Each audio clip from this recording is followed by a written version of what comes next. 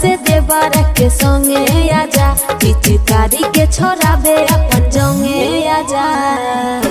होली में ढोरी रंगे आजा पिया हो, होली में ढोरी रंगे आजा। फगुआ में नहाए गंगे आजा, फगुआ में नहाए गंगे आजा।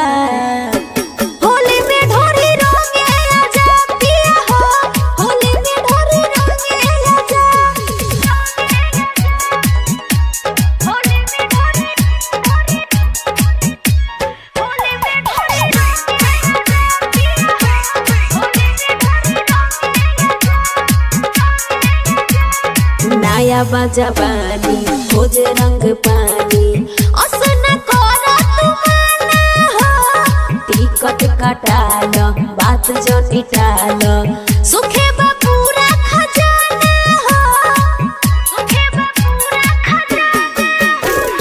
वही जब फागुनी बेअरिया, देहिया से खुल जाता सरिया।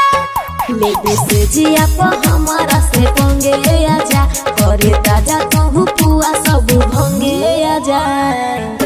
होली में ढोरी रंगे आजा पिया हो, होली में ढोरी रंगे आजा। होली में ढोरी होली में ढोरी रंगे आजा पिया हो, होली में ढोरी। माना कहनमा एहो सजनमा, खोजता गलिया गुलाल हो। बुझ तू बतिया आधी आधी रतिया, हो जा